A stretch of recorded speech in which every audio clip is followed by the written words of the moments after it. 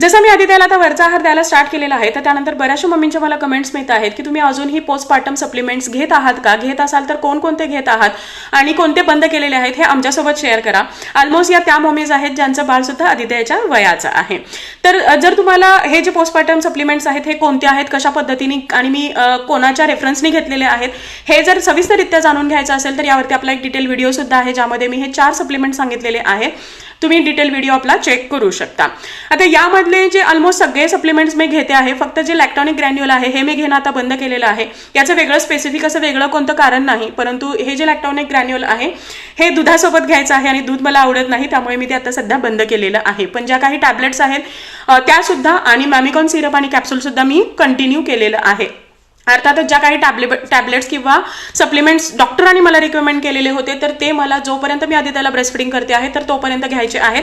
आणि हे जे काही मॅमिकॉन सिरप आणि कॅप्सूल आहे हे सुद्धा मी ऑलमोस्ट आता मिनिमम 1 वर्षापर्यंत तरी घेईन असं मला आता वाटतं आहे. बघूया, मी तुमच्यासोबत शेअर करेनच मी कधीपर्यंत घेते आहे. परंतु रिसेंटली सुद्धा मी याची 1 बॉटल आणि हे जे काही कॅप्सूल्स आहेत हे मागवलेले आहेत.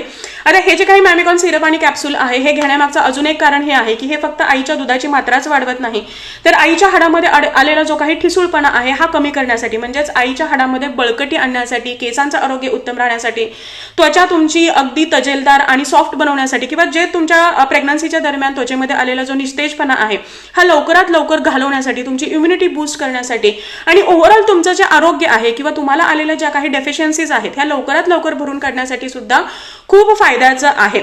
शिवाय याचा कोणताही साईड इफेक्ट नाही, कारण हे पूर्णतः आयुर्वेदिक आहे.